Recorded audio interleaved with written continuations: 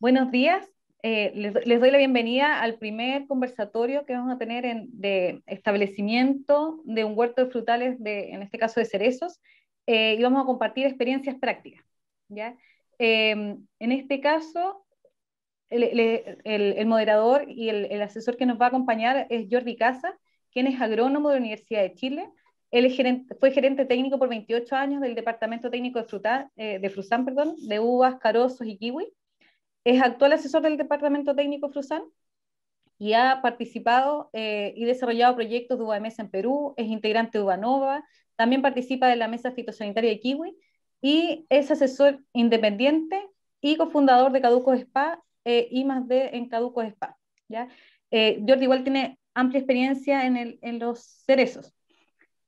También nos están acompañando los participantes Juan Carlos Armijo, que es administrador de la Agrícola Santa Magdalena, Diego Ayala, administrador general de Agrícola El Carmen y Agrícola Villaseca, Andrea Butge, directora ejecutiva de Agrícola Santa Emilia, Sebastián Covarrubias, administrador del Fondo Santa Teresa de Mayarauco, Ana Fernández, directora comercial de la exportadora Idagüe Chile, Ricardo Haas, jefe técnico comercial y de proyectos nuevos de Garcés Fruit, Ramiro Poblete, jefe de unidades frutales de Coprinsem y además coordinador GTT, Marcio Silva, zonal técnico comercial de Cherry Group, y José Miguel Vergara, administrador de campo de Frutícola La Ramirana. Los dejo con Juan Carlos Galás, quien es Extension and Innovation Specialist de UC Davis Chile, y él va a facilitar este conversatorio. Hola, buenos días. Me toca entonces hacer de moderador de esta conversación. Nos vamos a juntar acá a conversar sobre la temática del establecimiento de huertos, cuáles han sido las buenas prácticas, los problemas y las soluciones en el establecimiento de un huerto de cerezos. La idea es que tengamos una conversación amena de la que podamos sacar información que pueda ser útil no solamente para ustedes, no solamente para el grupo, sino que pueda ser útil también para un conjunto de otros productores, de otros administradores y asesores que han pasado por las mismas dificultades que vamos a discutir acá en este panel. Como dijo Jessica, vamos a tener 15 minutos de discusión por cada una de las preguntas. Y la primera pregunta que tenemos ahora para este conversatorio es ¿cuáles son las buenas prácticas o aciertos que han tenido en el establecimiento de un huerto? Entonces la idea es que ustedes nos puedan compartir cuáles han sido estas buenas experiencias, estas buenas prácticas, estos buenos aprendizajes. Así que doy la palabra para que alguno de ustedes pueda comenzar entonces a contar sobre estas buenas prácticas en el establecimiento de un huerto. Dentro de las buenas prácticas, yo creo que lo mejor es la calidad de las plantas que uno está plantando. Yo creo que eso es fundamental para partir un buen proyecto y por lo menos mi experiencia me dice que lo mejor, o sea, planta terminada si se puede, es el ideal como para partir el huerto. Dentro de la otra, bueno, preparación de suelo, que sea el momento óptimo y que tenga una buena preparación de suelo y ojalá que el riego esté instalado antes de plantar, porque cuando no está plantado, no está puesto antes de plantar, un problema más. Ahora como está el clima de que no llueve, los suelos están secos, yo creo que eso serían como las tres, para mí, mejores prácticas para poder partir un huerto. No sé si. ¿Algún otro comentario? Sí, aquí complementando lo que dice José, yo siempre lo he resumido como en tres puntos principales para el éxito de una plantación. Son tres cosas que se pueden hacer una vez en la vida. Uno es la enmienda química, generalmente la principal es ajuste pH, el ajuste de las bases. Todo es lo que se puede hacer una vez y se puede incorporar con algún JIP o rastra. Después viene el trabajo físico del suelo. Un campo que se parte mal trabajado el suelo, como decía José, es difícil recuperarlo, porque uno después empiezan a meter ácido húmico, empiezan a meter muchas cosas que no logran esa profundidad de raíces que se genera con una buena preparación de suelo. ¿Ya? Y la técnica de plantación también es una cosa que puede hacer una vez en la vida. O sea, plantar bien, hacer un hoyo profundo, distribuir bien las raíces de forma radial, descartar las plantas malas, como decía José, la calidad de planta, todo eso que se puede hacer una vez, yo creo que da el éxito de un huerto. Y con eso ya yo creo que se logra el objetivo de llegar arriba, ojalá lograr ramificación en el primer año. Esas son las 3 cosas que yo creo que son las más importantes. ¿Qué podría complementar? Dale. Perfecto. No, complementar a lo de Ricardo nomás y José, yo agregaría, para los que pueden y los proyectos en que se puede hacer, seleccionar el sitio de plantación. A veces está la oportunidad de seleccionar, y por lo menos si uno ve un patrón en la zona donde yo estoy, en la zona sur, siempre se busca lugares que entre comillas den más seguridad climática, como por ejemplo riberas de ríos, riberas de lagos, ¿cierto? Ese es un tema. Y yo agregaría algo que no sé si es de la zona central también o no, pero puede ser considerar los daños de plaga de los lagomorfos, ¿cierto? Conejos y liebres, es algo que a nosotros nos da un dolor de cabeza, y o cierras, haces un buen cierre perimetral, o lo consideras con repelentes, o algo hay que hacer ahí, y los daños pueden ser considerables. Con respecto a lo mismo, en las partes más limítrofes, el tema del estudio de clima, para nosotros en la zona de Mayarauco, que no había muchos cerezos plantados cuando iniciamos el proyecto, el hecho de haber hecho el estudio de clima y el estudio de suelo nos generó una alternativa en términos de definición de patrones y variedades que nos permitieran en el fondo tener unos buenos niveles de producción. Y eso, y el estudio de clima en realidad no cuesta tanto y sin embargo te orienta cualquier cantidad en términos de horas frío y grados día, como para poder ver cuáles son las mejores alternativas.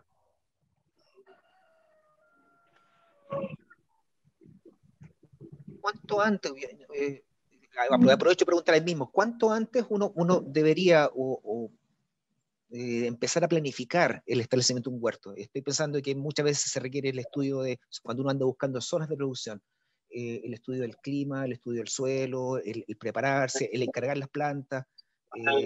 ¿Cuánto tiempo antes se empieza a preparar un agricultor en promedio? No sé si está ese dato.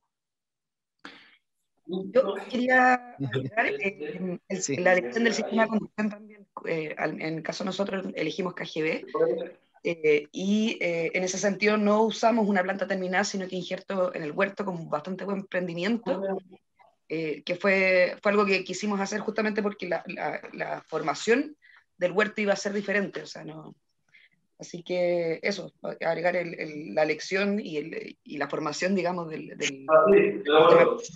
de las cosas a pensar antes de establecer el huerto. Nosotros, que somos de la zona central y tradicionalmente lechería y cultivo, nos tomamos un tiempo, como dice don Juan, para analizar, hacer todo el proyecto. Yo creo que nos demoramos unos 2 años. Y quería como agregar a todo lo que han dicho lo importante que fue para nosotros, dado que en la zona central había muy poco, pero fue hacer muchas visitas de nuestros vecinos para ver qué es lo que estaban haciendo, cómo lo estaban haciendo, las variedades elegidas, etc. Fue un gran aporte eso también. Y bueno, y dentro de las prácticas de suelo, nosotros tomamos la decisión de invertir un poquito más en cuanto a hacer buenos drenajes. Teníamos la napa un poco alta y la bajamos a 2 metros.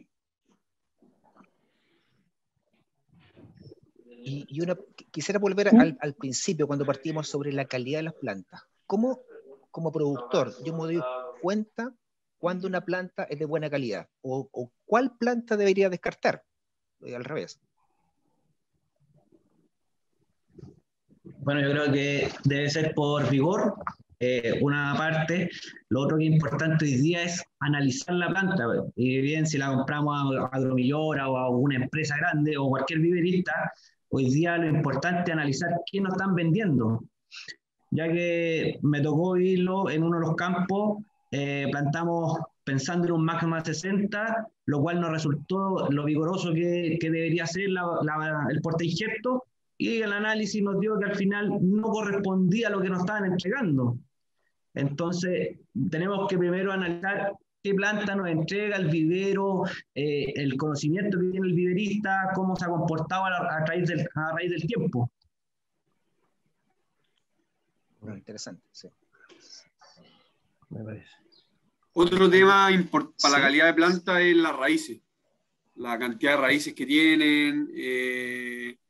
Yo creo que ese es un tema también bien importante. Si una planta es menos vigorosa y tiene poca raíz, va a tener más problemas para partir. Si tiene con buenas raíces, es más fácil establecer el huerto. Yo creo que también un tema importante en la calidad de la planta son las raíces.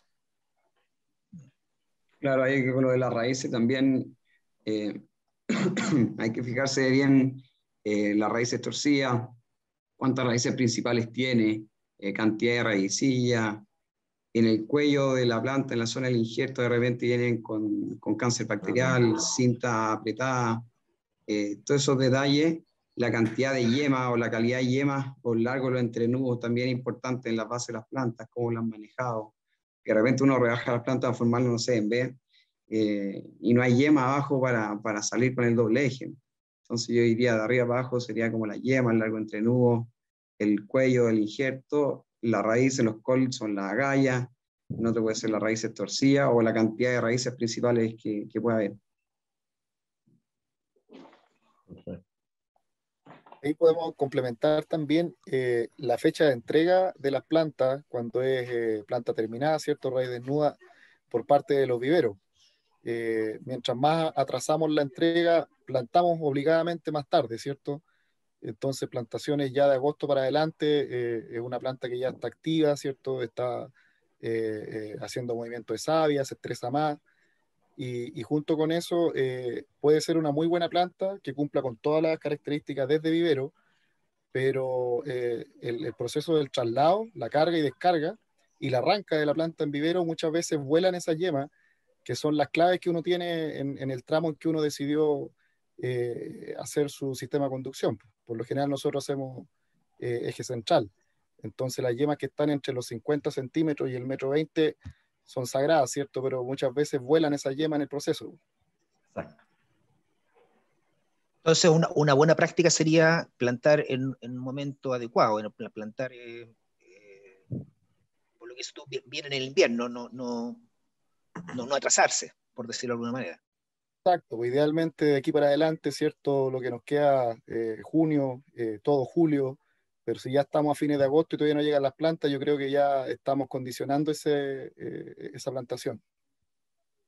Pero en ese aspecto, algo que acotar, en ese aspecto la planta que viene en bolsa con brote activo, ¿sí se puede plantar más tarde? Absolutamente, absolutamente. Esa es otra planta que puede aparecer, digamos, así que también es de muy buen origen. Hay muy buena calidad de esa planta. Pero, disculpa, yo igual creo que lo que dice Ramiro es re importante, sea planta en bolsa o planta terminada o como sea el formato. A nosotros nos pasó en el campo que llegaron las plantas tarde, pero tarde en bolsa con un brote de primavera, pero tarde, o sea, en diciembre. Y yo no las quería recibir porque dije, chuta, ya estar plantando en diciembre ya es demasiado tarde, con un brote, o sea, un brote de 60 centímetros, pero es demasiado tarde. Entonces, ¿qué pasó? Que al final los dueños de los campos nos dijeron, no, quieren la plantación terminada y al final uno tiene que terminar de plantar nomás. Pero ¿qué pasó? Que en el fondo la planta se estresó mucho porque plantamos en diciembre. Entonces, ¿qué pasó? Que el crecimiento fue muy poco y tuvimos que rebajar. En el invierno tuvimos que volver a rebajar. Entonces, al final, como que casi que perdimos el primer año de crecimiento, cuando el primer año lo más importante es ojalá llegar a los 2 metros de altura, para el segundo año estamos en incisiones. Entonces, eso es importante la fecha. Exactamente, Diego. Yo creo que hay un límite para cada tipo de plantas. Obviamente que lo que dijo Ramiro al principio, el límite de julio para las plantas terminadas, digamos, o raíz desnuda, es clave. Como la planta en bolsa tiene un límite por ahí en octubre, ya noviembre para mí es tarde. Y es como dices tú, solamente salvas el año, crecen las raíces muy bien, pero perdiste el año de crecimiento. Así que totalmente de acuerdo con lo que planteamos. Ahí, Jordi, una pregunta. Si las plantas te llegan en diciembre en bolsa o noviembre, ¿qué conviene? ¿Casi que dejarlas en la bolsa o plantarlas para generar las raíces? Definitivamente plantarlas, digamos, es una pregunta típica, porque con los apuros de los viveros siempre nos ha pasado que me llegaron en diciembre, personalmente a mí, en el huerto mío, yo también soy productor, aprovecho de comentar. Entonces, llegaron las plantas en diciembre, la mejor opción definitivamente era plantarlas. Efectivamente, hay un estrés de la planta, pero la planta responde a ese estrés con crecimiento de raíces, siempre y cuando yo riegue bien. O sea, es clave, por ahí lo dijo alguien, digamos, el riego tiene que estar instalado. También he sufrido muchas veces con estar instalando el riego corriendo. El ideal es que esté instalado. Si el riego está instalado y bien diseñado, digamos, no voy a tener problemas de estrés con esas plantas, voy a desarrollar un buen sistema de raíces, con lo cual voy a estar mucho mejor que si planto en la otra temporada, incluso en pleno verano. O sea, si uno hace crecimiento de raíces en la temporada anterior, ya es tiempo ganado, porque tienes el terreno listo y preparado. Entonces, la prioridad ahí pasa a ser, la prioridad pasa a ser más generar raíces que el crecimiento, tratar de llegar al metro, a los 2 metros, ese ya, solamente generar raíces. Exactamente, o sea, ahí hay que preocuparse de regar muy bien y ver que las raíces están creciendo. Lo más seguro es que dependiendo de la zona, incluso si estamos en esta zona acá como con Sebastián, que hoy día me toca estar acá en María Pinto, al lado de él, digamos, es una zona en que a esa altura ya no crecen los brotes, pero sí crecen muy bien las raíces si yo riego bien. Y eso es lo que hay que lograr. Ahora, por otro lado, también si lo dejas en bolsa, sufre el riesgo de que se enrollen las raíces. Por lo tanto, exactamente. O sea, si tengo bolsa, el grave pecado sería dejar esas plantas en bolsa, porque si han tenido un buen desarrollo de raíces y ya han ocupado el pan, también me ha tocado arrancar huertos. Las raíces quedan completamente torcidas y después ya no salen de la bolsa y queda una planta vegetal. Entonces, por último, si no tengo opción de ir a terreno, tendría que cambiarlo a una maceta más grande, pero siempre se corre el riesgo de que si pasa la temporada, esas raíces van a lignificar y van a quedar torcidas. Así que es 1000 veces mejor ir a terreno al tiro, aunque sea tarde. Yo tengo algo que acotar con respecto a las plantaciones tardías. Lo que hemos tratado de hacer en ocasiones que se ha presentado, además de regar bien y aplicar bioestimulantes, vale decir aminoácidos, extracto de alga, etcétera, es hacer programas constantes de bloqueadores solares. De todas maneras. Digo, más constante que lo normal, digamos. Exactamente, y dentro de eso los bioestimulantes son muy buenos, Marcio. O sea, no solo los protectores solares, que ahí prefiero los blanquitos, los que cubren de blanco, porque la madera se quema muy fácilmente con el verano, sobre todo en la zona más centro-norte. Y bioestimulantes, ojalá en base a Ascophyllum, que dan una buena resistencia a las temperaturas, más los protectores solares han marcado hay bastante investigación al respecto y que muestran una resistencia mucho mayor de esa planta, digamos, a la temperatura alta. Pero la base es regar bien, o sea, yo no voy a salvar un mal riego con un protector solar, o con un bioestimulante. La base es regar bien, que es la primera refrigeración que tiene la planta.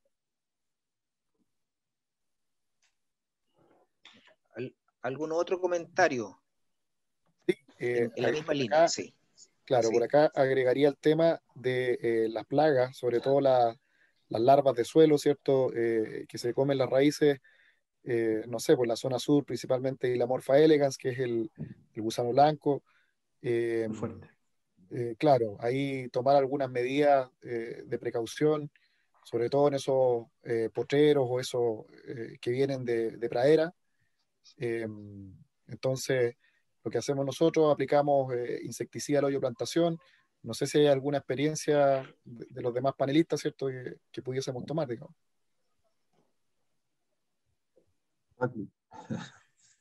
Oye, ese punto... Sí, es que justamente iba a plantear eso, que después tenemos los problemas y las soluciones.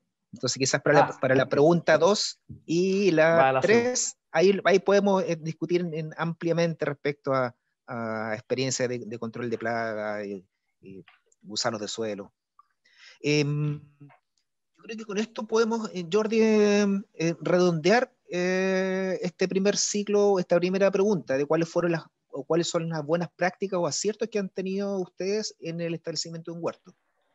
Definitivamente, o sea, yo creo que todos demostraron ahí tremenda experiencia y recorrido que tienen, porque fueron señalando uno a uno todos los puntos clave que están incluso en la presentación, estaban todos abarcados. Me gustó ahí Sebastián, el tema del estudio de clima es clave, sobre todo si estamos en zonas limítrofes para la especie. Por ahí también, Andrea, digamos, conocer la realidad de la zona antes de, no solo el estudio climático, o sea, uno va a una zona, analiza el estudio climático, pero cuando habla con los vaquianos de la zona, oye, esta zona es aquí hay una zona de granizo típica, aquí hay una zona de acá, esa parte hay que redondearla con un terreno, con una pregunta. El estudio de suelo, clave. Hay una cosita que agregar en el estudio de suelo, que es algo que quizás les faltó a todos, pero lo señalaron porque también hablaron del sistema de riego. Ahí creo que Ricardo, que sé yo, habló del sistema de riego, que es importante. El sistema y diseño de riego tiene que estar acorde al estudio de suelo. A veces no se necesita un tremendo estudio de suelo, sino que básicamente un calicateo para definir los sectores. Los primeros, a mí me tocó ser de la época en que partimos plantando muchos huertos, digamos, en los años 80, sin riegos tecnificados. Y cuando llegaron los primeros riegos tecnificados, básicamente cuadriculaban el campo sin preocuparse de las capacidades de retención de cada suelo y los tipos de suelo. Y a mí me tocaba tener parrones con suelos arenosos y con suelo arcilloso en el mismo sector. Uno tenía una frecuencia y en el otro otra. Entonces, ese fue uno de los problemas que hoy día más recalco y les digo, calicaté en la zona, aparte de ese estudio de suelo, que es tremenda información para hacerlo. La calidad de plantas que también tocaron es clave. Hay calidades de plantas que definen los huertos, o sea, la calidad de planta es algo muy importante, la cantidad de raíces, señaló alguien por ahí, Ricardo creo que fue, la calidad y cantidad de esas raíces, los grosores y los vigores. Obviamente que las plantas raíz desnuda tienen su límite de plantación idealmente en julio, las otras en bolsa tienen idealmente su límite de plantación en octubre, principio de noviembre, más tardar, pero si tengo las plantas es preferible plantar y desarrollar las raíces, aunque no haya crecimiento apical, para poder llevarlo a un buen término después. Después hablaron de la preparación del suelo y el análisis de suelo para determinar las necesidades de enmienda.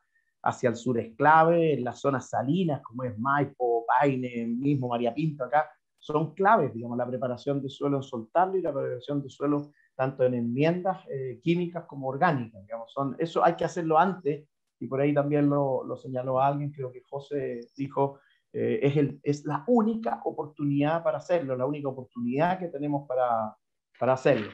Para que no se me olvide nada de lo que señalaron, elegir el sitio de plantación, como dijo Ramiro. Hay momentos en que uno enfrenta un sitio que ya existe, que el productor tiene y quiere plantar, con lo cual hay que estudiar la zona climática y ver qué variedades se acomodan de mejor manera, pero cuando yo puedo elegir ya el sitio, tendré que buscar zonas que tengan la mejor acumulación térmica, tanto en temprano como que tengan también la opción de salir tarde, tratando de sacarnos este pic que tiene la industria, digamos, concentrado en 1, máximo 2 semanas.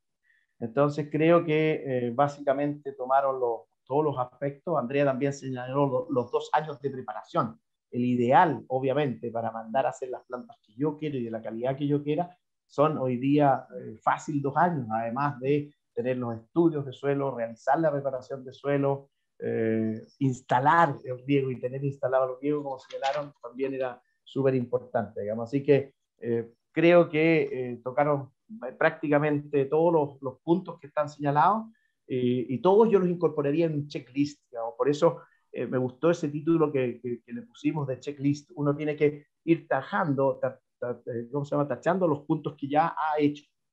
Hay químicas en las aguas, hay químicas en los suelos que se tienen que solucionar antes del establecimiento o preverlos para lograr el mejor desarrollo. Entonces, ese checklist, digamos, tiene que hacerse completo, digamos. Es básico para poder llegar a buen término en la instalación del huerto. No sé si se me olvida algo, porque traté de anotar todo lo que dijeron, digamos, y era básicamente lo que habíamos señalado. Yo quería acotar 2 puntos. El primero era, que no me acuerdo quién lo dijo, pero la forma de plantar, en el fondo tener un hoyo bien profundo y etcétera.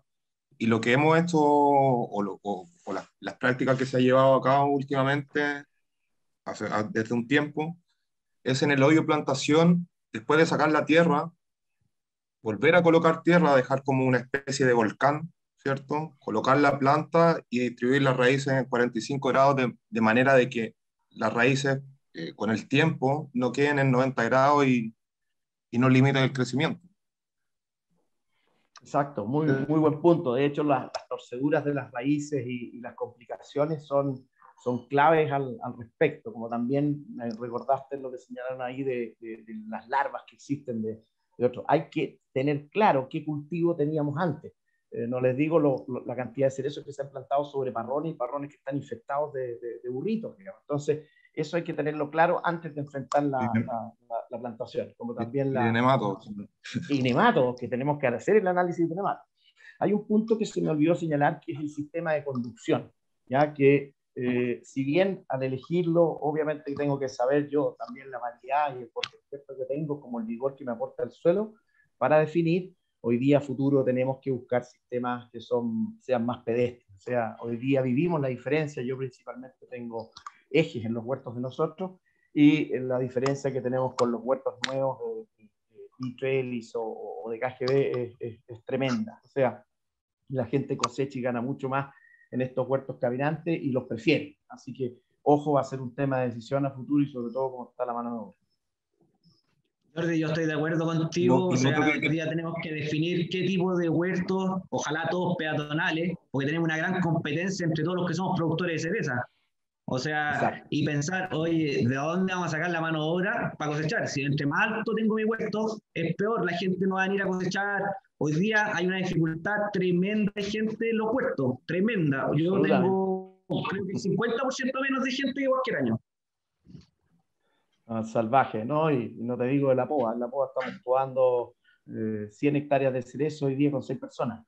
Eso te dice claramente, digamos, el problema que estamos. 60 hectáreas de kiwi, estamos jugando con 5 personas. O sea, estamos enfrentando una realidad tremendamente complicada, eso es verdad.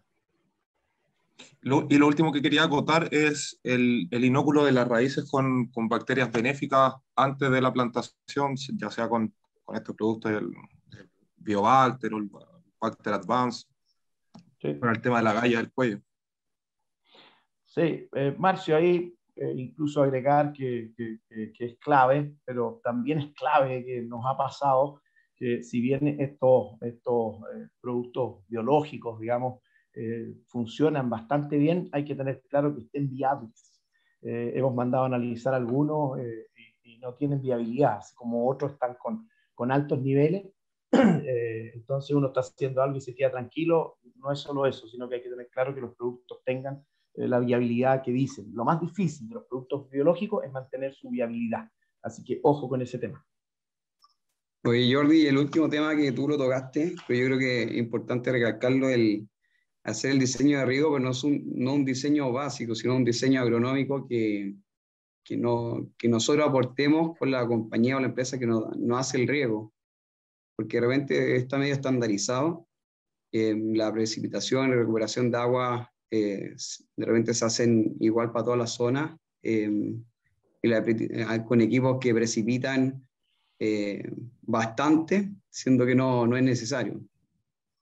Exacto. Entonces, no, exacto. Y el tema del agua es un tema que este año es crítico y se viene para adelante generar equipos bien eficientes en el uso del agua.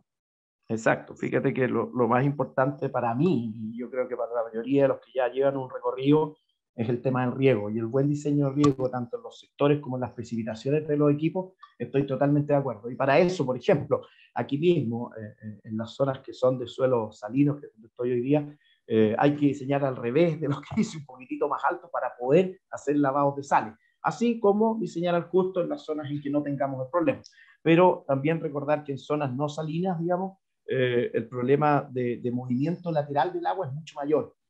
Me toca en la cesta, digamos, que hay zonas de aguas muy poco salinas y que tanto en arcilla como en arena el agua cae como piano y no avanza lateralmente. Entonces, ahí sí es tremendamente incidente la distancia entre los emisores, me refiero a los goteros en este caso, y la cantidad de líneas, digamos. Hemos llegado a diseñar, porque es algo que sí me he metido mucho, digamos, en el diseño, porque si no, como tú dices, Ricardo, viene la empresa, te diseña algo, pero estándar, y no hay ningún análisis agronómico del tema en el suelo donde estás o en la realidad que estás, digamos.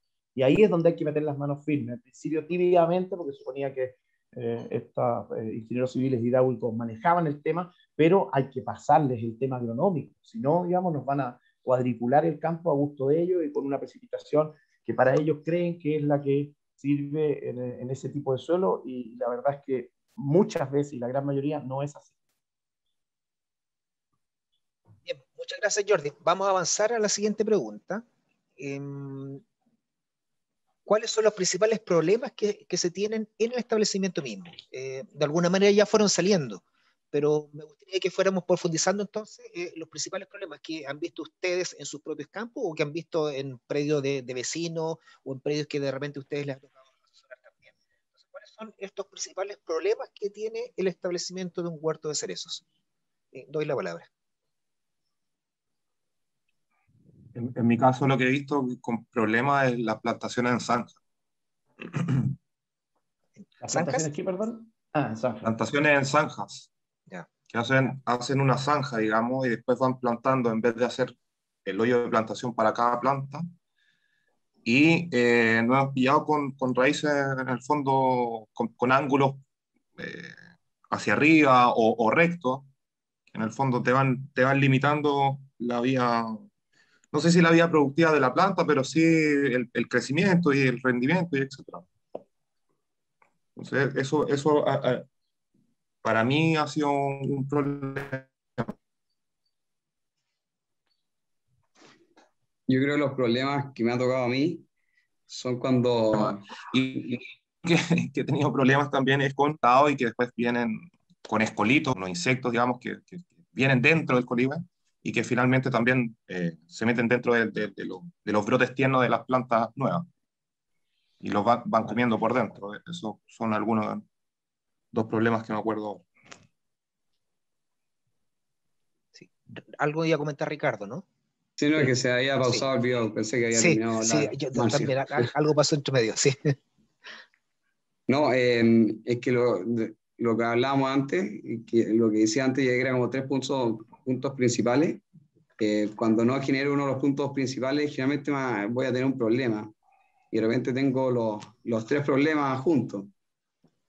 O como decía la Andrea antes, el campo que no se drenó, me ha tocado ver muchas plantaciones que hay sectores que las plantas tienen un vigor mucho menor al resto del campo porque que están ahogadas en el agua. Las plantas que no seleccionaron por la agalla, de repente después, al fin de la primera hoja, ve que no crecieron. Los suelos mal preparados, de repente hay un exceso de suelo mal preparado, suelos tosquientos, que las plantas no logran crecer porque no tienen estanque, al final forma un suelo que es como un lecho de río. Huertos mal fertilizados. Yo creo que eso como que las bases, si no genero bien la base, se generan bastantes problemas que son no lograr el desarrollo de las plantas o formar anticipado o llegar a cosecha en tercera o cuarta hoja.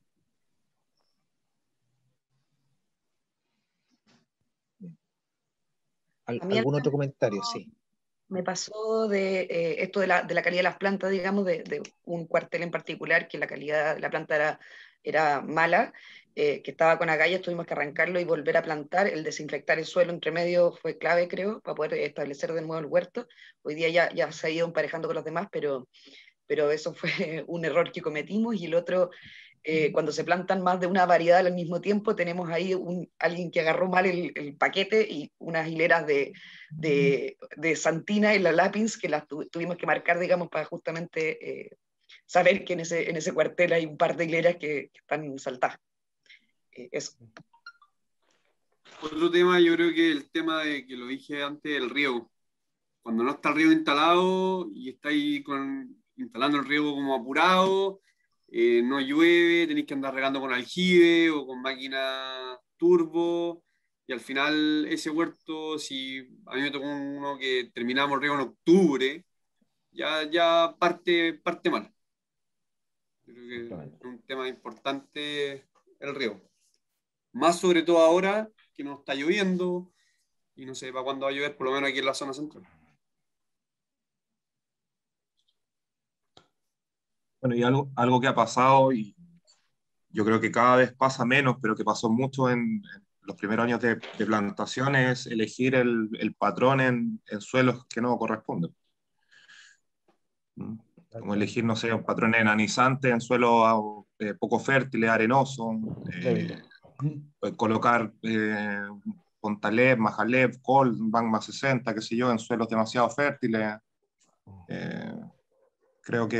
O no sé, un CAP6P en una zona donde es muy probable que haya cáncer bacterial. En el fondo, elegir de mala forma el terroir donde se va a plantar, o al revés, elegir mal la planta en el terroir que tengo donde voy a plantar. Exacto. Ese es el cuento. Y eso también va ligado a los marcos de plantación, que sean adecuados al suelo o al mismo portainjerto o la variedad, que tienen que ser, que no sean plantas demasiado vigorosas y al final termináis plantando, no sé, en un 3,5 o 3,8 por 1,5 no puede ser, o 2, no sé, hay que elegir bien los marcos de plantación. Exactamente. Hay dos puntos también que me gustaría complementar a todo lo que están diciendo, ¿cierto? Acerca de la plantación y lo que tiene que ver con el problema que estamos teniendo en todo el país, yo creo, con la demanda de personas, ¿cierto? La falta de gente para hacer las plantaciones. Entonces, yo he visto, no sé si en la otra zona, hay una presión a querer hacer las plantaciones a trato, más que al día.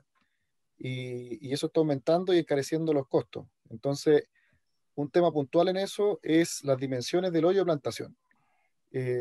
Los contratistas tratan de que sea el hoyo más pequeño, ¿cierto?, para poder avanzar más y hacerlo mejor. Y nosotros queremos plantas con la mayor cantidad de raíces, por lo tanto necesitamos un hoyo de plantación más grande. Y he visto que se termina mutilando las plantas, ¿cierto?, haciendo corte de raíces o agrandando el hoyo de plantación. Ese es un punto. Y el otro tiene que ver con hacer buenos tutores y amarra de las plantas para evitar daños por viento, desde que se plantó en adelante, digamos. Yo quería agregar un punto más, que las malezas. De repente es deficiente el control de maleza y uno ve a mediados de temporada que las malezas son más grandes que las plantas. Entonces el desarrollo del huerto se termina atrasando, se llena de plagas y son huertos que terminan la temporada bien deficientes, de forma nutricional, intercepción de luz, con problemas entomológicos. Absolutamente. Yo quería acotar algo chiquitito a lo que decía Ramiro con respecto al tema de los tutores. Me pasó que en más de algún campo no se colocaba el tutor en el lado sur, digamos, se colocaba en el lado norte, y con el viento el tutor tendía a tener un movimiento oscilante que en el fondo iba dañando las yemas.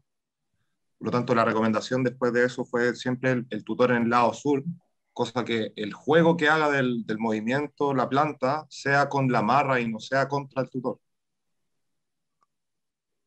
Perfecto, sí, es lógico. ¿Algún otro comentario? Uno de los temas que hemos tenido que enfrentar principalmente hace 2 temporadas, el tema de la salinidad.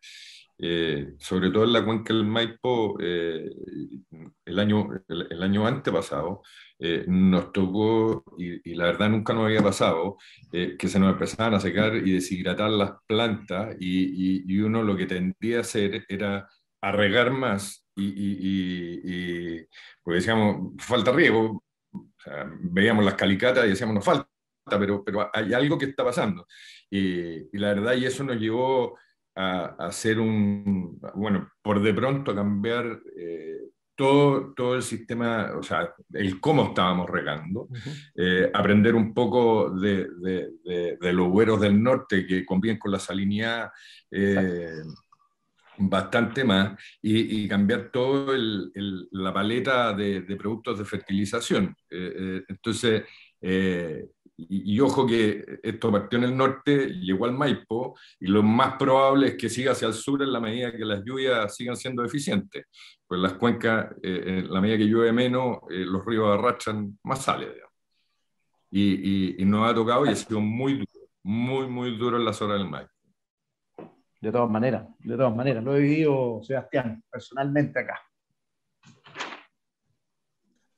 En ese aspecto, como solución, bueno, no sé si hay que vamos a conversar la solución en la siguiente pregunta. Pero guárdatela. Ahora, yo estaba anotando para que no se me olvide ninguna. Tengo una pregunta que algo mencionaron por ahí. ¿Da lo mismo qué cultivo o qué frutal hubo antes de los cerezos? A ver si hay alguna experiencia de algún problema que se pueda haber generado con algún tipo de frutal o cultivo previo. absolutamente no da lo mismo. Las viñas. No da lo mismo en todo sentido. Déjenme contarles que en el fondo nos hemos puesto a plantar sobre muchas especies, digamos, especies a veces que no tenían problema, porque uno dice, ya los problemas de la opatía entre carozos, por ejemplo, pueden ser importantes, como nos señala una investigación de la Universidad de Chile, de Gavino, que es tremendamente potente. ¿Ya? Pero ¿qué pasa sobre viña? No pasa nada, dice uno. Pero ahí ustedes mismos señalaron la presión de burritos que me dejó, me trae problemas igual, digamos. O sea, yo creo que analizar, digamos, el cultivo anterior es clave. Incluso, por ahí en un chat se habló también el tema de que sobre nogales no había problemas de incompatibilidad. Otro grupo decía que sí, que las juglandinas, con los cerezos estamos hablando. Y la verdad es que hicimos un ensayo, digamos, para medirlo aquí en el mismo María Pinto, digamos. Arrancamos, plantamos y la verdad es que no existe un problema de incompatibilidad al poner cerezo sobre nogal.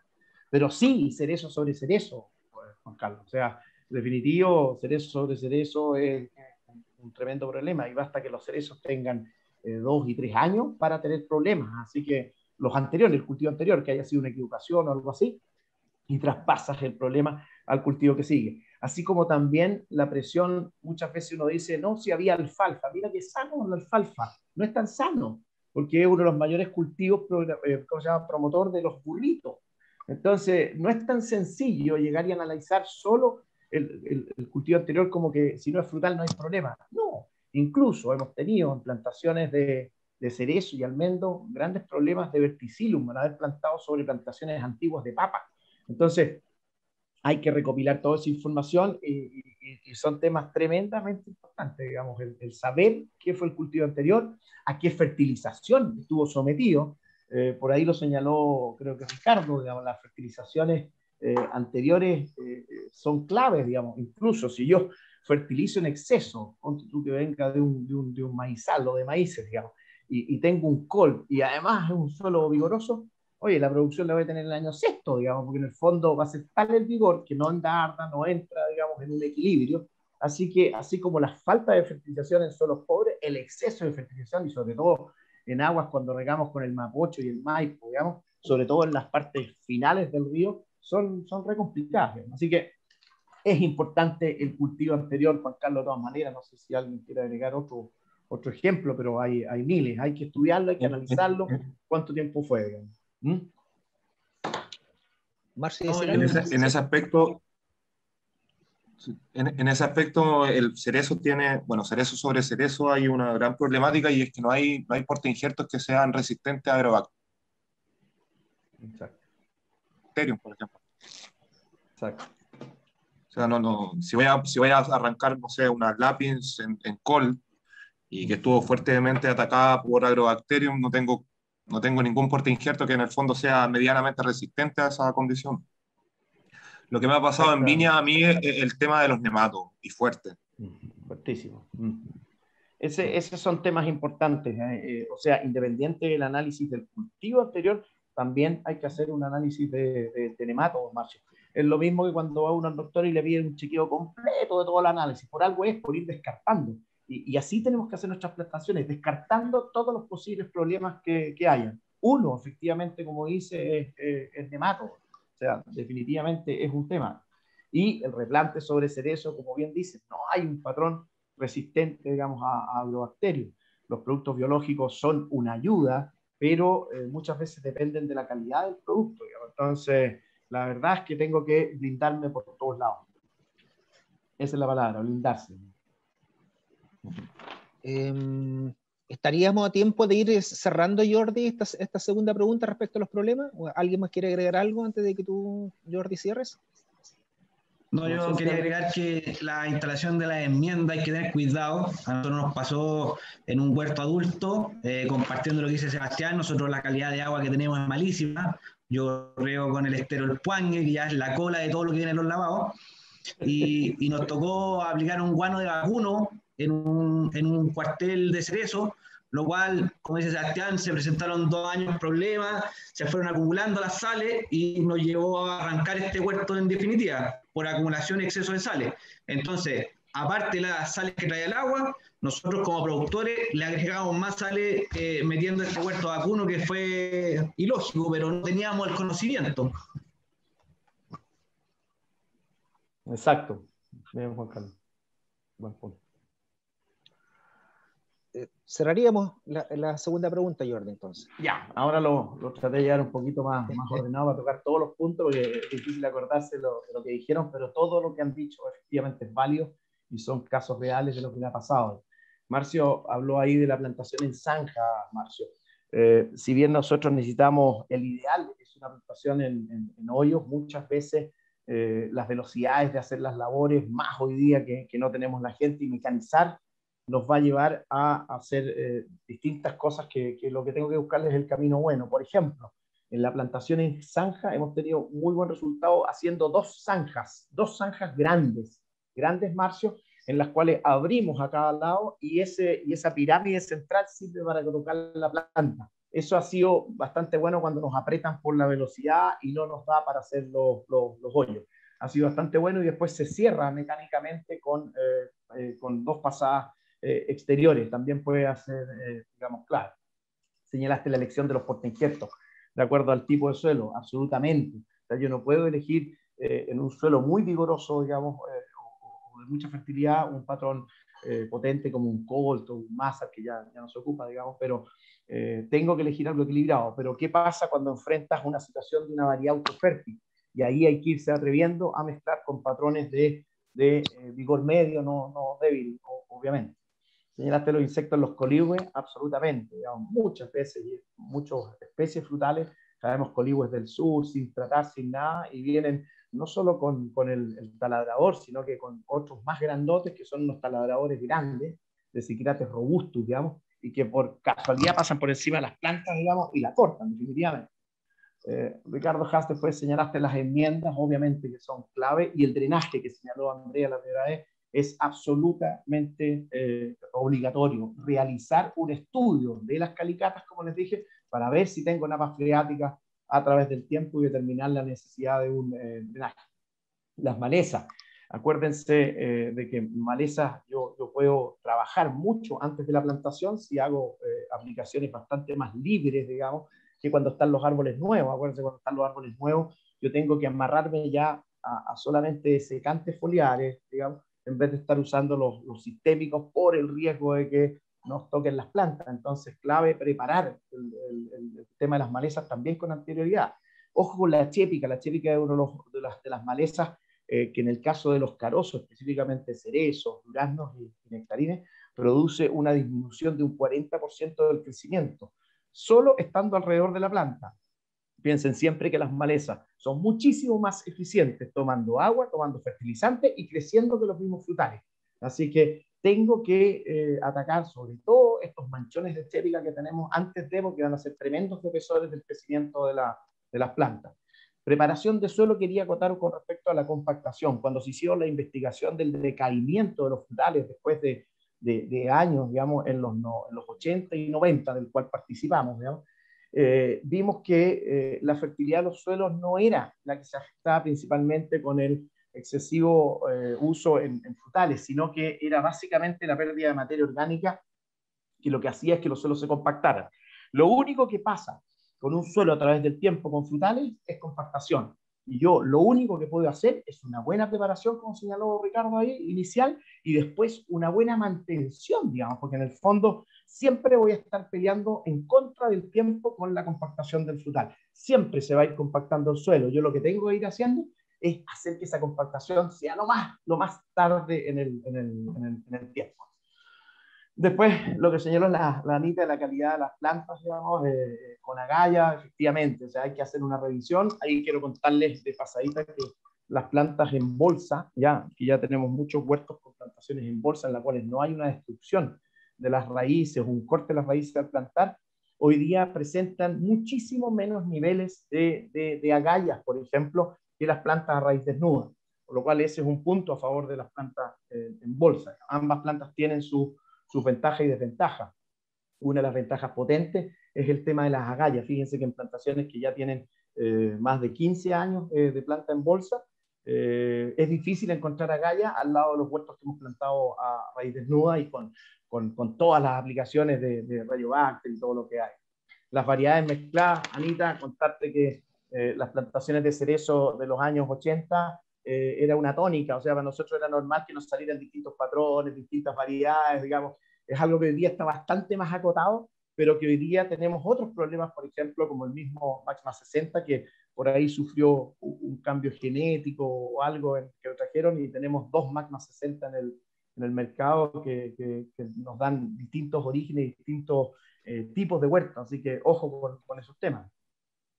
José Vergara, señalaste la instalación a tiempo del riego, es clave eso, y como te digo, lo he vivido personalmente y teniendo que estar regando con carros aljibe, y algo que quería acotar al tema era, acuérdense, los llenados de estanque, así como hacia el norte, como dijo por ahí Sebastián, empezamos a mirar cómo manejaban las sales, también aprendimos que el estanque había que llenarlo, especialmente en estos años que no hemos tenido las lluvias suficientes, y eso se puede calcular matemáticamente, cuánto es el estanque de ustedes, cuántos milímetros necesitan de precipitación.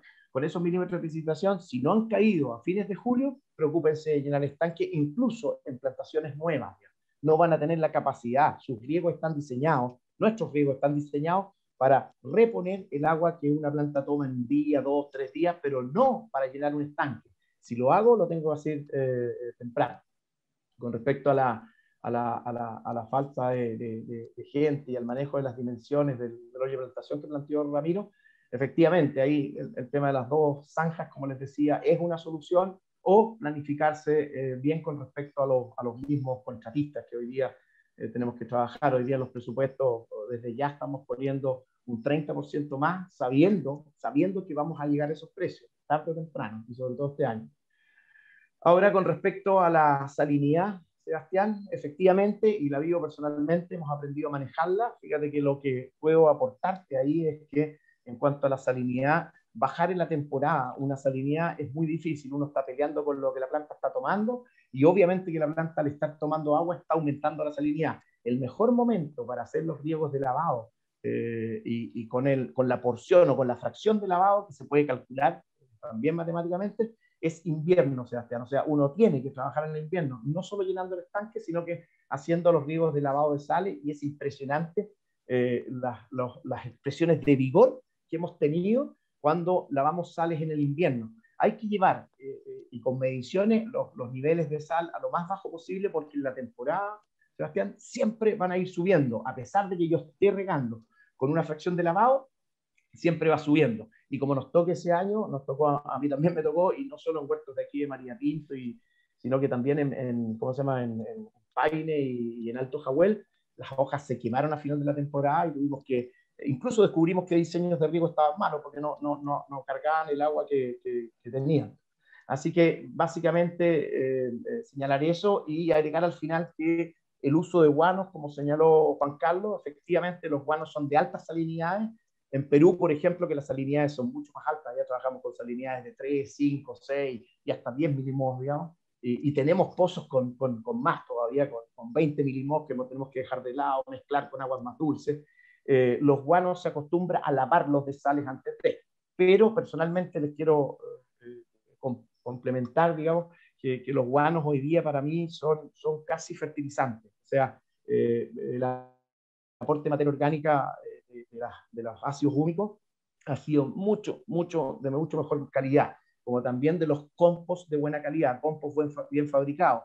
No un guano que dejan botado de un año para otro, es un compost. Un compost es un proceso que al menos toma 6 meses y que lleva, digamos, el uso de distintos componentes, tanto materia orgánica como materia seca, con mediciones de temperatura, y es una cosa distinta. Eso y los ácidos húmicos, que ya llevamos 8 años con una tremenda investigación probándolos, son de muy buenos resultados, pero como bien dijo Ricardo, no llegan a la profundidad cuando yo tengo el problema antes de.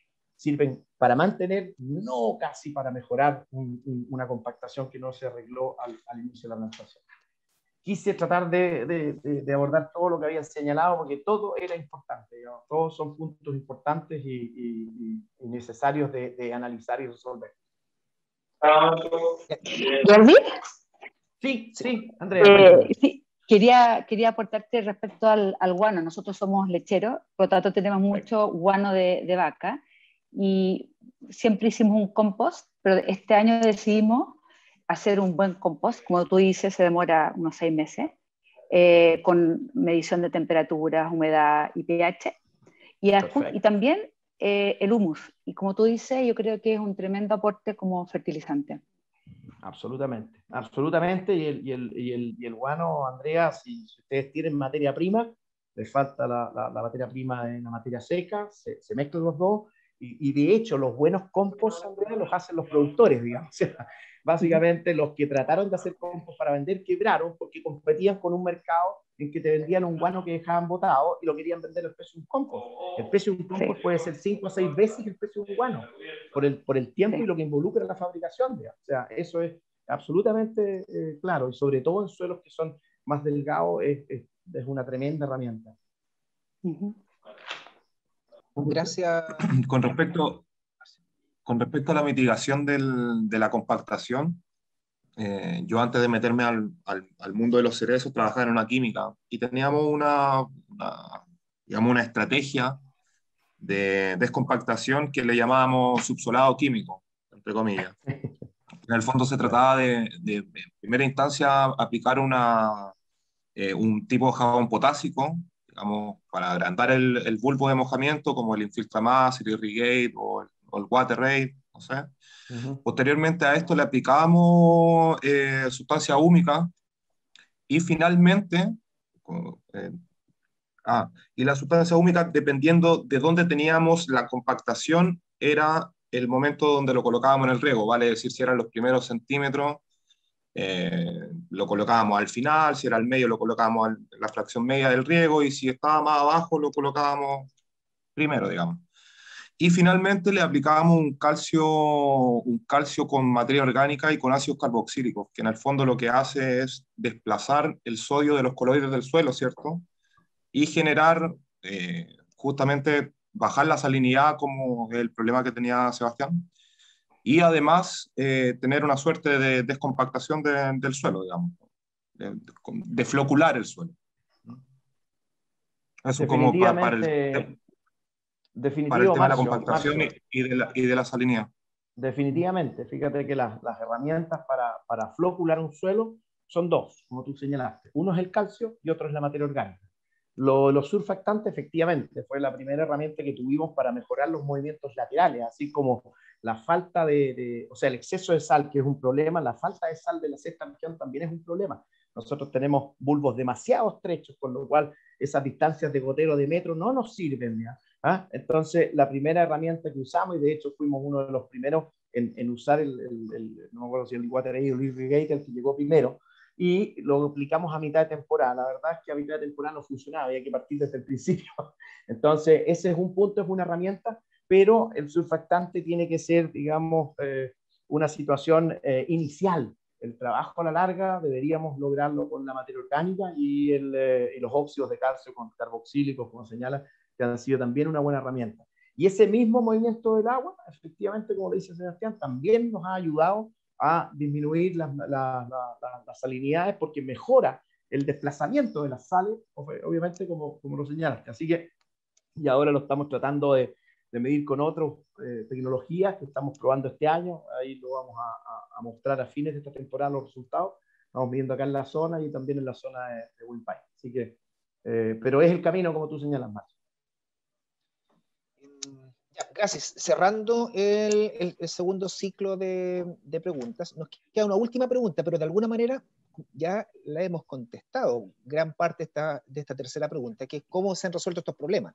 Solamente quiero dejar un espacio para si alguien quiere redondear algunas cosas más, enfocado principalmente hacia aquellos errores del establecimiento, cuando hemos cometido o tenemos algún problema y queremos darle una solución, porque ya hablamos de cómo prevenir, cómo hacer un buen diseño, cómo prepararnos para la plantación. Pero si ya cometimos el error, tenemos el problema, ¿cómo lo solucionamos? ¿Pichicateamos? ¿Cómo lo hacemos? Ahí doy la palabra, esto va a ser más cortito porque ya estamos como en el tiempo, entonces como para ir redondeando, ¿cómo podemos arreglar o solucionar esos problemas que ya nos estamos enfrentando? Sí, yo quisiera hacer un punto ahí. No tengo la experiencia, pero me gustaría preguntarle a la mesa aquí a todos, digamos. Cuando se hacen estas enmiendas químicas en preplantación, en el sur el problema nuestro es el opuesto, porque tenemos suelos muy ácidos, ¿cierto? Y tenemos que encalar para subir los pH. Entonces, he visto en otras ocasiones cuando se habla de corregir en la sorilera, químicamente. Entonces, si vas a aplicar, por decir una cosa, 3 toneladas de carbonato de calcio por hectárea, y lo haces solo la sorilera, equivaldría, como es un tercio, ¿cierto?, a que subieras a 9 toneladas. Y eso sí te da un efecto químico potente.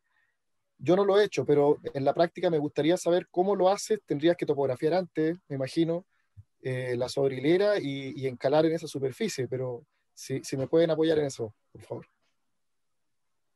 Marcio, yo me incluyo al tiro, digamos, porque tengo el mismo problema al sur.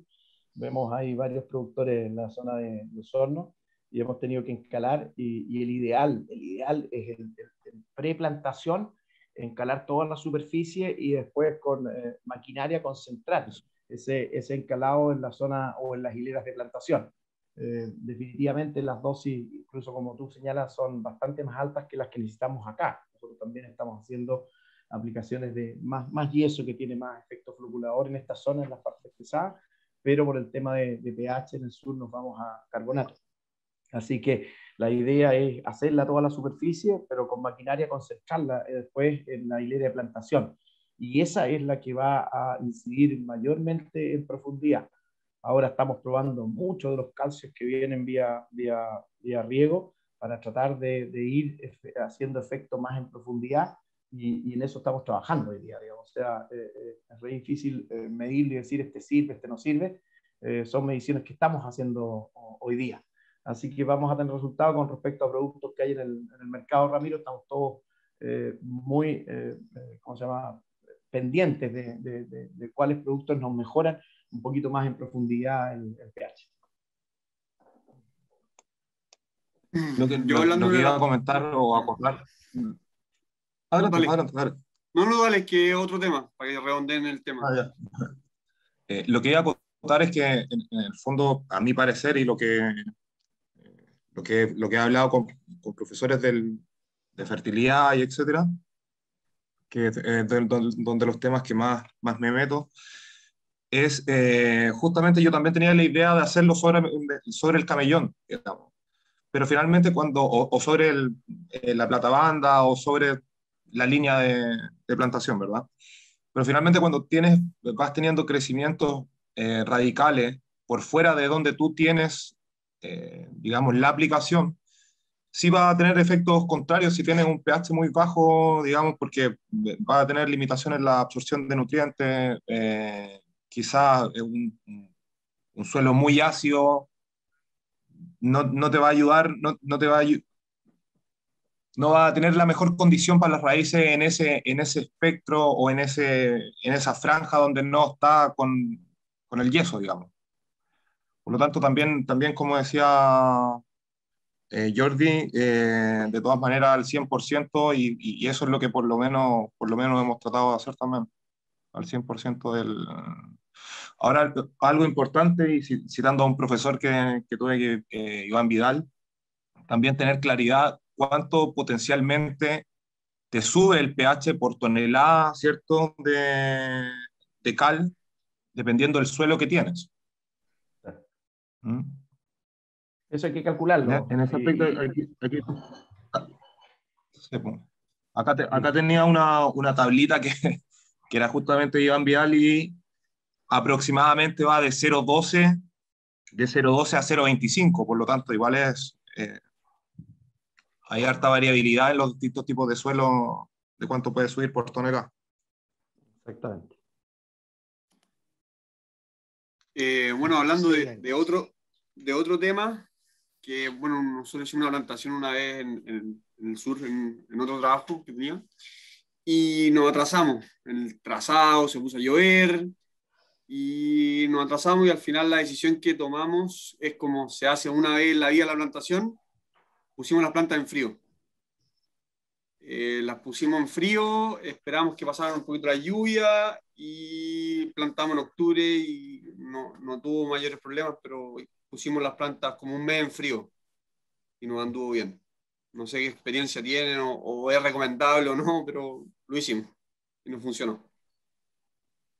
José, esa era una práctica normal. Piense que, o sea, la mayoría de las veces hacíamos las cosas tarde y una de las soluciones era el guardar las plantas, pero ahí distintos resultados, o sea, buenos y malos, y principalmente por cómo guardaban las plantas. Digamos. Primero, obviamente que tiene que ser con niveles de humedad, ojalá más bien altos, digamos, no tan bajos, entre 85 y 90% pensando hacia arriba, que normalmente una cámara lo da, ¿ya? Pero problemas que hay que tener, yo no necesito menos o sea, yo necesito menos de 7 grados, no necesito 0 grados, por ejemplo. Sí. O sea, una planta entre 0 y 7 o setear entre 2 y 6 grados para mí es más que suficiente, porque obviamente que también hay daño en las raíces si es que no las tienen bien cubiertas, así que hay que tener esos cuidados que, digo, muchas veces hubo problemas en que no brotaban o había daño de pudriciones o daño de raíces, pero es la herramienta que uno tiene, digamos, cuando va a plantar más tarde y tiene que frenar a la planta. ¿Ah? Los daños, obviamente, en cerezo en eso ha sido bastante menos que en uva de mesa. En uva de mesa es más fácil dañarla porque es un poquito más suculento el tejido. Sí. ¿Algún otro comentario respecto a alguna solución de problemas que no hayamos discutido antes? Sino para darle el paso a Jordi para que haga un cierre, quizás no con el nivel de detalle que nos habló antes, porque un cierre más cortito del punto de vista técnico. ¿Algún comentario adicional? A mí me gustaría comentar igual el tema de que quizá hay muchos temas o muchos problemas que nos ha tocado ver a todos estableciendo un campo, pero muchas veces uno hace como, al final uno echa toda la juguera. Yo creo que lo más importante es tratar de hacer las cosas bien a la primera, porque muchas veces nos ha pasado que puta, por tratar de ahorrarse unas lucas o no sé, de hacer la cuestión más fácil o más simple, a veces se generan estos problemas y que la solución era mucho peor que haberlo hecho bien desde un principio. O sea, no sé, con todos los temas que hemos hablado, el tema, no sé, el tema por ejemplo, la formación de los árboles o el establecimiento del riego, de repente, no sé, por ahorrarse una línea de riego, después te metí en el medio tete, que tenés. Entonces, como consejo es siempre tratar de hacer las cuestiones bien a la primera, porque al final siempre sale más barato que estar arreglando los errores más adelante, y es mucho más fácil también. Sí, gracias. Así que, pues, haríamos un cierre entonces, Jordi, ¿no? Me parece. Sí. Y yo creo que el cierre lo hizo, pero fantástico, Diego, digamos que nosotros hagamos las cosas bien desde el principio, así de simple. No se olviden del checklist, y el checklist que queda a disposición de todos. Además, creo, Juan Carlos, que tiene que estar abierto a todos los puntos que a lo mejor aparecen en estas discusiones y faltaron. Creo que la mayoría está, pero sí es importante, digamos, realizar ese checklist antes de plantar y ver todas las opciones. No dar las cosas por obvias, ni porque son así, sino que hacer el análisis. Oye, ¿tendré nemato? No, ¿sabes qué? No, en este suelo no hay nemato, no se ha plantado nada. No den cosas por obvias. Hasta en suelos vírgenes hemos encontrado grandes poblaciones de nematos asociados a árboles nativos. Entonces, nada lo den por obvio. Todo, chequéenlo. Y eso es imitar un poco a las razas anglosajonas, que son bastante más estrictas en esas que nosotros y han demostrado que tienen muy buenos resultados. Así que seamos estrictos con los manejos de estos checklists y bien las cosas desde el principio, como señaló Diego, que es la clave. Ahorrarse $1.500, por ejemplo, que me cuesta un riego, digamos, con 3 líneas, $1.500 extra dólares por hectárea, versus tener un problema para el resto de la vida cuando te gastas $3.000 por hectárea en fitosanitarios y en fertilizantes, es una tontera. O sea, tengo que hacer las cosas bien desde el principio y no ver eso como un ahorro, sino que como una inversión. Eso sería, Juan Carlos, digamos, nada más. Sí. Sí, yo quiero darle el paso entonces a Jessica para que nos dé el cierre global del conversatorio este. Gracias, Juan Carlos. Aquí les voy a presentar una pequeña lámina aquí que estuve preparando mientras ustedes conversaban, con los puntos o los mensajes clave, los más relevantes que revisamos. Por ejemplo, en el caso de las buenas prácticas o aciertos que han tenido en el establecimiento del huerto, se nombró el estudio del clima y de suelo, que orienta para definir las alternativas de definición de patrones y variedades para tener una buena producción. Decíamos que eso era fundamental antes ya de ponernos a establecer un huerto. También se nombró las visitas a los vecinos para ver qué y cómo lo hacían. En este caso, conocer el terreno antes de plantar, que va muy relacionado con lo anterior. Comenzar también con un suelo bien preparado y realizar mantenciones, en este caso del suelo, que lo que decía Jordi, que no era solamente preparar bien, sino que ir haciendo mantenciones y también realizar buenos drenajes. Diseñar también e instalar el riego antes de plantar.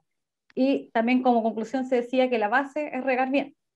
Comenzar con buena calidad de plantas, que tengan buena calidad de raíces y también tener mucho cuidado con las yemas en la manipulación. Y también la elección y formación del sistema de conducción había que considerarlo también cuando uno estaba estableciendo, porque también incide el sistema de conducción que uno elija.